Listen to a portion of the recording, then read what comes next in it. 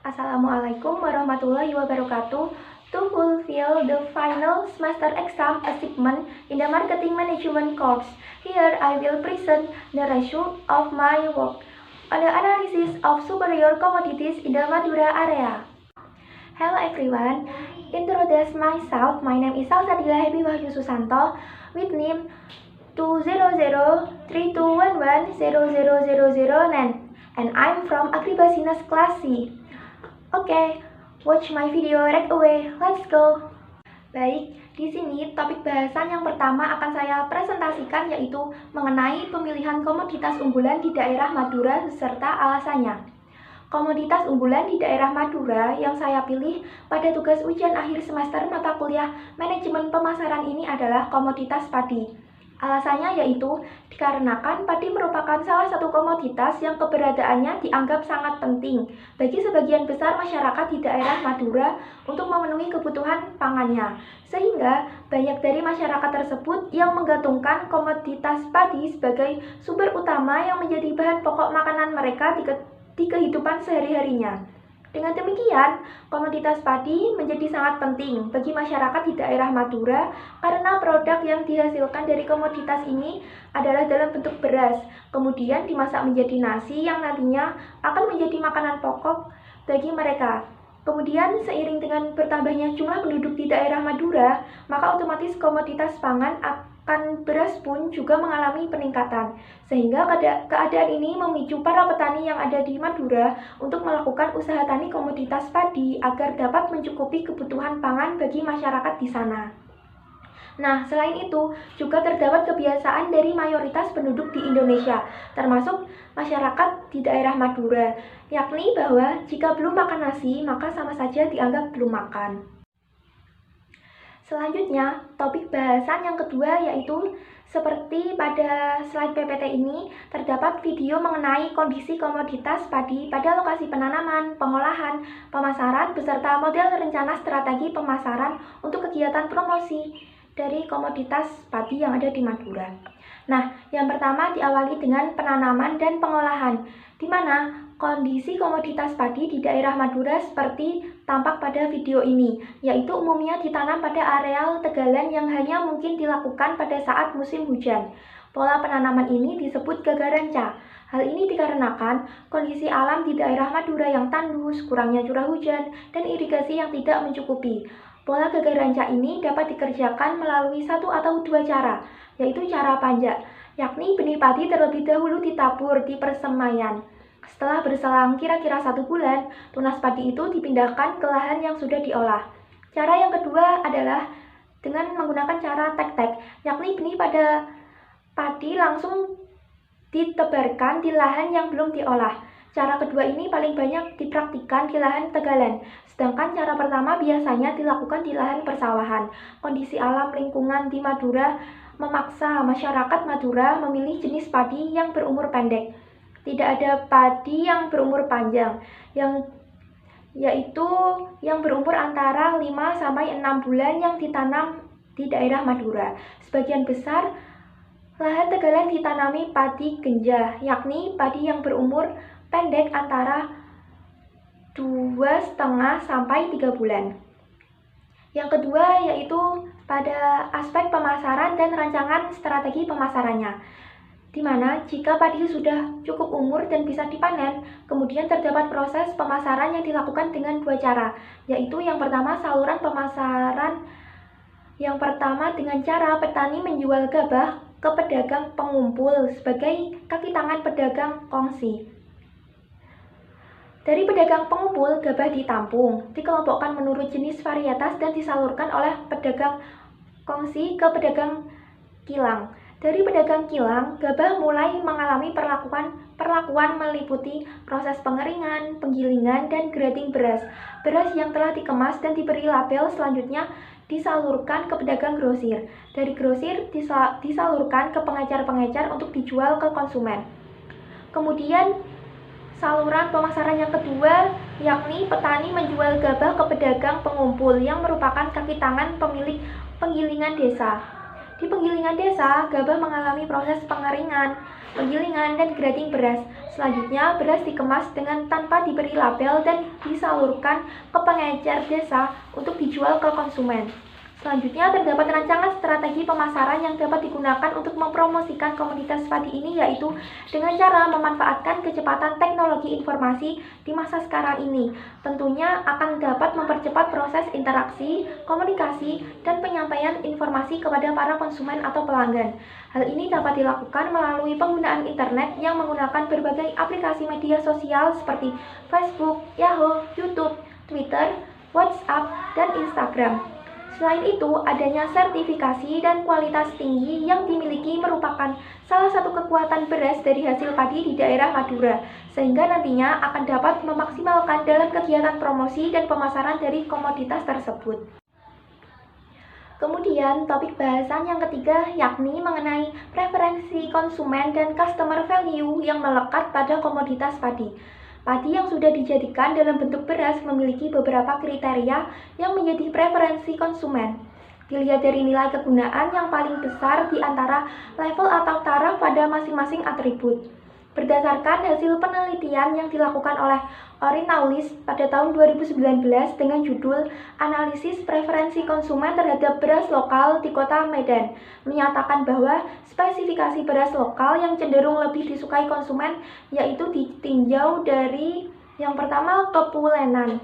Kepulenan merupakan suatu atribut yang menunjukkan tingkat beras yang sudah menjadi nasi yang sudah tidak keras, agak lengket, terasa berair, dan tetap lunak setelah dingin. Kepulenan yang menjadi pilihan konsumen ialah beras dengan tingkat kepulenan yang tinggi. Beras dengan kepulenan tersebut ketika dimasak akan lebih lembut dan tidak keras. Oleh karena itu, mengapa beras lokal yang pulen cenderung lebih disukai? Karena cita rasa dari beras pulen tersebut lebih enak untuk dikonsumsi dan juga lebih kaya rasa bagi konsumen. Yang kedua, pada aspek warna. Warna merupakan atribut yang sudah diatur secara genetik yang dapat dilihat langsung apakah warna pada beras tersebut cenderung lebih cerah atau lebih keruh atau biasa saja. Pada atribut warna sendiri, konsumen cenderung memperhatikan warna untuk membeli beras, di mana konsumen menyukai beras yang berwarna lebih cerah. Dikarenakan yang berwarna putih tersebut terlihat lebih memikat dari segi warna, sehingga konsumen lebih tertarik dibandingkan beras yang berwarna putih keruh yang tidak terlihat menarik untuk konsumen, sehingga membuat keputusan pembelian beras didasarkan pada beras yang putih. Dengan catatan, konsumen juga memperhatikan tingkat keputihan beras tersebut karena adanya sedikit pertimbangan bahwa warna putih yang terkandung di dalam beras bisa jadi merupakan warna putih yang didapatkan dari zat-zat pewarna yang tidak baik untuk dikonsumsi. Oleh karena itu, untuk produsen beras pun harus memperhatikan tingkat warna pada beras tersebut bagaimana agar tetap menarik konsumen tetapi aman dikonsumsi, karena konsumen cenderung memilih beras yang berwarna lebih putih. Aspek yang ketiga yaitu butir patah. Butir patah adalah atribut yang menunjukkan baik sehat maupun cacat yang mempunyai ukuran lebih kecil dari 6/10 bagian, tetapi lebih besar dari 2/10 bagian ukuran panjang rata-rata butir beras utuh tersebut.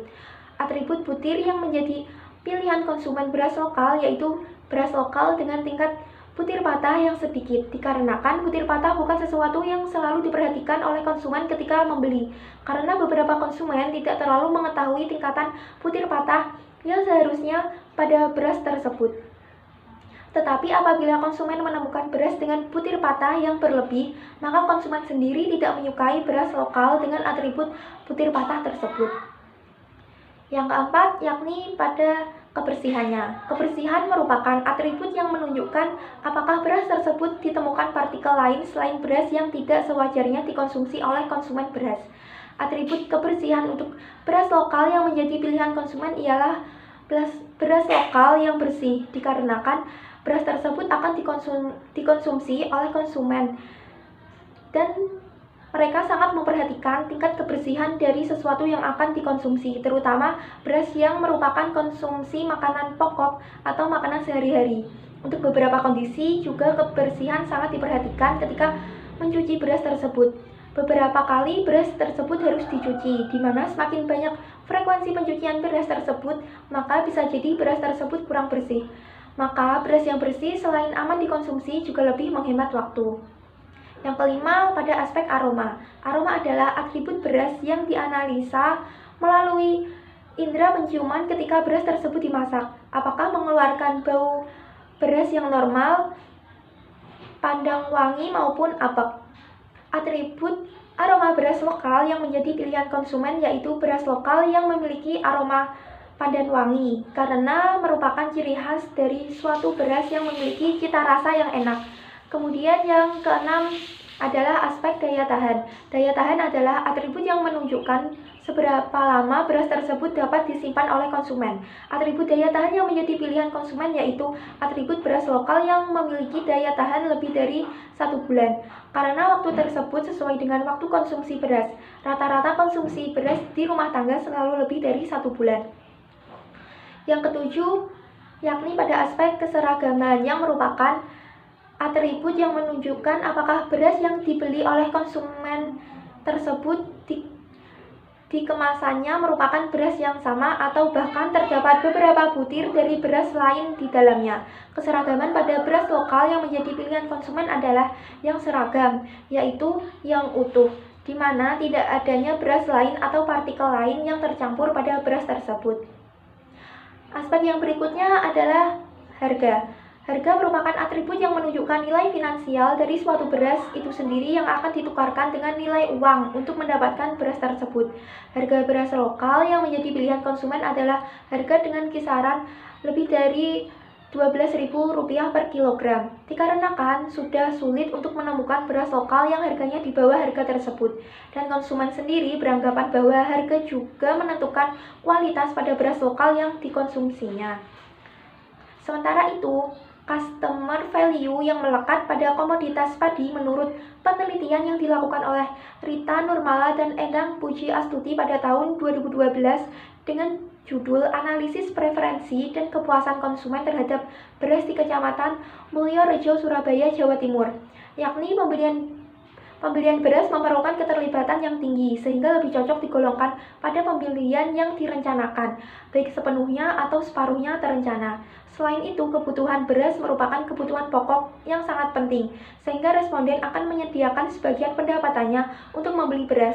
Kemudian, konsumen kelas atas sangat memperhatikan kualitas beras yang dikonsumsi, sehingga untuk konsumen kelas atas didistribusikan beras dengan kualitas yang baik secara kontinu melalui penjual-penjual yang memperhatikan pelayanan dan kenyamanan tempat penjualannya.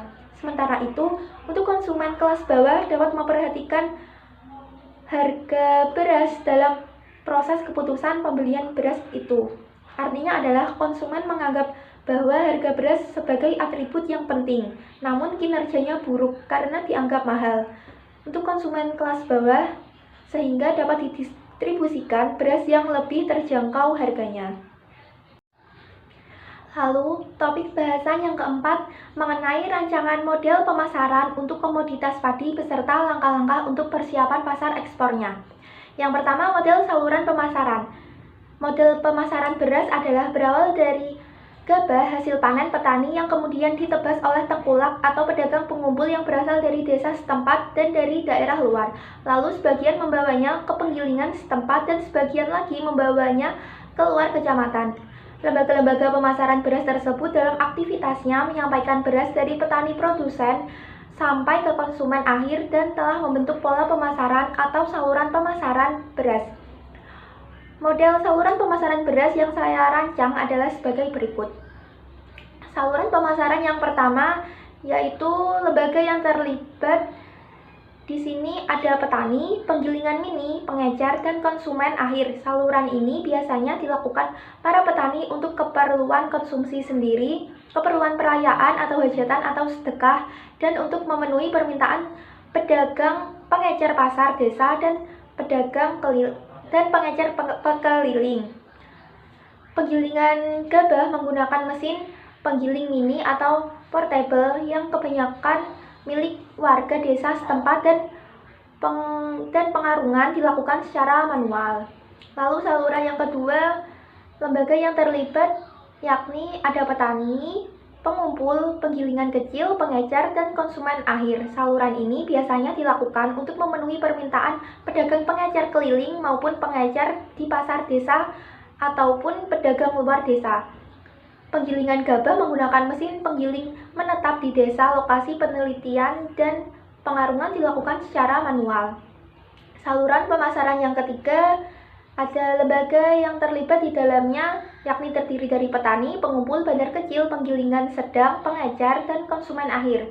Proses produksi sudah dilaksanakan dengan menggunakan mesin semi otomatis dan telah dikemas dengan baik atau dikarung dengan plastik dan dikasih merek untuk memenuhi permintaan pesanan perusahaan-perusahaan serta permintaan pengecer di pasar desa. Penggilingan gabah menggunakan mesin penggiling milik desa setempat. Saluran pemasaran yang keempat, yaitu lembaga yang terlibat adalah petani, pengumpul, bandar kecil, bandar besar, penggiling besar, agen, pengecer, dan konsumen akhir.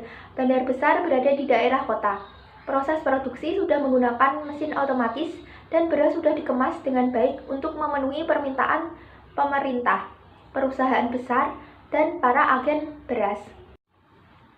Sementara itu, langkah-langkah persiapan untuk pasar ekspor dari komoditas padi tersebut yakni dengan mengajukan izin kepada Direktorat Jenderal Tanaman Pangan Kementerian Pertanian dengan cara sebagai berikut.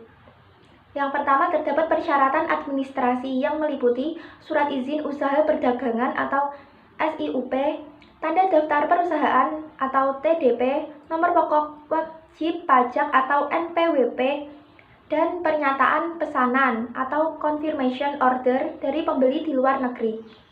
Persyaratan yang kedua yakni persyaratan teknis, meliputi yang pertama, apabila beras yang akan diekspor merupakan beras organik harus disertai dengan sertifikat organik dari Lembaga Sertifikasi Organik yang telah diakreditasi oleh Komite Akreditasi Nasional atau KAN atau yang telah diakui secara internasional. Yang kedua, volume beras tidak ada minimalnya. Lalu berat per kemasan harus ada, merek kemasan harus ada, pos tarif atau HS sesuai dengan kode HS di aplikasi. Kemudian tingkat kepecahan, yaitu meliputi beras premium dengan kepecahan paling tinggi 5%, beras medium dengan kepecahan paling tinggi 25%, beras ketan hitam, beras organik dengan kepecahan paling tinggi 25%. Dan yang terakhir, pernyataan pesanan atau confirmation order dari pembeli di luar negeri. Selanjutnya, tata cara penerbitan rekomendasi ekspor beras. Meliputi yang pertama, pemohon mengajukan permohonan hak akses ke Pusat Perlindungan Varietas Tanaman dan Perizinan Pertanian secara online dengan mengakses pada web strip.pertanian.go.id. Kemudian, permohonan rekomendasi ekspor disampaikan kepada Direktur Jenderal Tanaman Pangan melalui Pusat Perlindungan Varietas Tanaman dan Perizinan Pertanian secara online. Ketiga, permohonan diterima apabila persyaratan telah lengkap dan benar.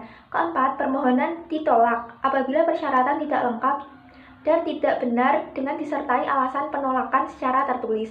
Kelima, Direktorat Jenderal Tanaman Pangan setelah menerima permohonan rekomendasi ekspor dalam jangka waktu paling lama 3 jam kerja telah selesai memeriksa kebenaran persyaratan teknis dan memberi jawaban menolak atau menerima melalui sistem secara online. Setelah semua dokumen persyaratan administrasi dan dokumen teknis divalidasi dan memenuhi persyaratan, maka selanjutnya memberikan persetujuan dengan melakukan tanda tangan berkode secara online. Rekomendasi yang sudah ditandatangani oleh Direktorat Jenderal Tanaman Pangan diberikan penomoran surat untuk kemudian disampaikan ke Pusat Perlindungan Varietas Tanaman dan Perizinan Pertanian untuk selanjutnya diteruskan ke pelaku usaha. Lalu, dalam hal rekomendasi ekspor beras melalui pelabuhan yang belum terkoneksi dengan INSW, rekomendasi ekspor beras disampaikan secara manual kepada Menteri Perdagangan, Jenderal Perdagangan Luar Negeri dan ditembuskan kepada instansi yang terkait.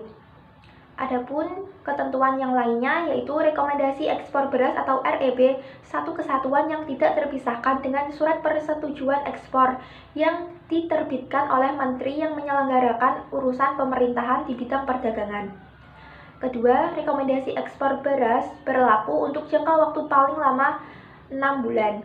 Dan yang terakhir, eksportir dilarang memindah tangankan rekomendasi ekspor beras kepada pihak yang lainnya. Nah, itulah tadi merupakan hasil presentasi dari saya. Terima kasih atas perhatiannya. Semoga dapat bermanfaat dan menambah ilmu pengetahuan bagi kita semua. Kurang lebihnya saya mohon maaf. Wassalamualaikum warahmatullahi wabarakatuh.